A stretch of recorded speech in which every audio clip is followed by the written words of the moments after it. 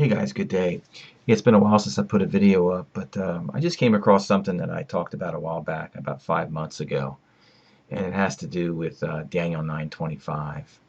And I really think that we're coming up to a critical moment, really, in the history of the world because of what the angel Gabriel told us. I still come across a lot of folks who haven't seen this, and this is something that really just came about a few years ago. And I know a lot of us were thinking that events were going to begin in 2015, but here we are 3 years later. And when we look at Daniel 9:25, that's the words from the angel Gabriel to Daniel while he was still in Babylon, nearing his last year. I think he was in his 69th year when he got that visitation by Gabriel. The angel Gabriel said this. He says, "Know therefore and understand that from the going forth of the decree to restore and build Jerusalem until Messiah the Prince," that would be Jesus, "there shall be 7 sevens and 62 sevens. The streets shall be built again, the wall, even in troubled times." So we know that this was fulfilled the first time that Jesus came. Now I've seen analyses that they use 483 360-day years to come up with the 445 BC to AD 32. I've also seen the analysis, that was the first coming of Jesus. I've also seen the analysis calculated a slightly different way.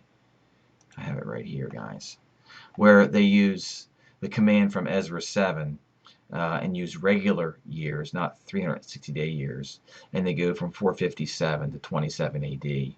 I kind of lean towards this one, but it doesn't matter. Both of them are correct. He came 27 AD, 30 AD. But I created the meme using the 360-day 483 year because I think that's most prevalent out there. But what a lot of people don't know is that they literally think the Word of God is dead. We learn from the book of Hebrews that the Word of God is alive. That cuts deeper than any two-edged sword. And it really pains me to have to remind people that are considered biblically astute Christians where they just think the Word of God is dead. Why read Daniel 9? That's what they think. Why do a sermon on Daniel 9? What's the point? Jesus already came. Messiah the Prince already came.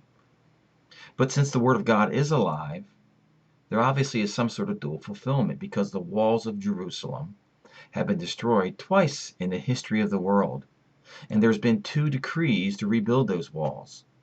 The second decree came in 1535 from a king. His name was Suleiman the Magnificent. He was an Ottoman Empire king.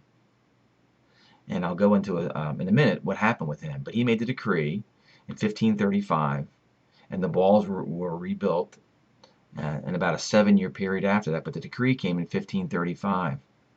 And when you do the math, you can see that that the 49 plus the 434 is 483, and 1535 plus 483 years is sometime in 2018. Remember, no one knows the day or the hour, but Paul says that those who are watching don't need to have a letter written to us to tell us the times and the seasons. So we know that 2018 is special from that clue from 1535.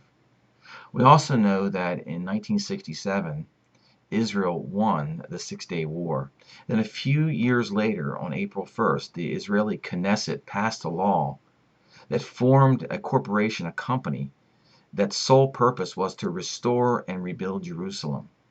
Now, if you look at the way the angel Gabriel broke up the time frame, he broke it up into two durations, 49 and 434.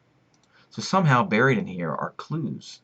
So if you just look at the 49 years, if you go 49 plus 1969, you get to 2018. So here we have these 2 data points that point to 2018. So you guys can download this meme and just paste it everywhere. Put it up on Facebook, Instagram. Let people see this. People get uptight when the minute you start to talk about the return of Jesus and you're making quote unquote predictions, people get all wrapped around the axle like you're doing some strange thing. I mean, the Lord complained to his inner 3 disciples, Peter, James, and John, that they would not watch with them for 1 hour when he was in the Garden of Gethsemane. And I think the same thing goes for now. Jesus talks about those who are not watching. He's going to come like a thief and steal away the little ones. And those who are left behind, it's going to be a day of incurable pain and grief. It talks about that in Isaiah 17. So right now, just go ahead and download this and put this all over Facebook, social media. Now, if I jump to a couple um, backup information about this, I got it right here. This is this company. It's called the Company for the Reconstruction and Development of the Jewish Quarter in the Old City of Jerusalem. In 1969, there was a law passed by the Israeli Knesset that formed this company, and this company was the one that was charged with hiring all the architects, doing all the construction management to go ahead and rebuild Jerusalem from hundreds of years of destruction, mainly the destruction that occurred in 70 AD. And if we jump to a document I have here, you guys can download this one too. It talks about this Solomon the Magnificent. It says that he was having these dreams. Here it is right here. Over 50, okay, Suleiman records that he was troubled by a series of dreams. In these dreams, he was being chased by lions. Is there a certain prophet from the Old Testament that has lions mixed in? He was being chased by lions who seemed intent on devouring him. In one of the dreams, he finally stopped running and faced the lions. Now, Daniel faced lions too, we know, in the lion's den, asking what should he do to save his life. He was told that he should rebuild the walls of Jerusalem. And it appears an angel was there that told him that.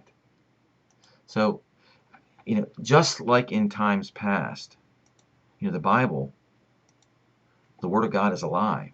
So we can take Daniel 9 in the same way that the folks took Daniel 9 to come up with this information on the left here to predict the first coming of Jesus. We can use that same Daniel 9 information to predict the second coming of Jesus. So with that, guys, I'll let you go. Have a great day, and God bless you.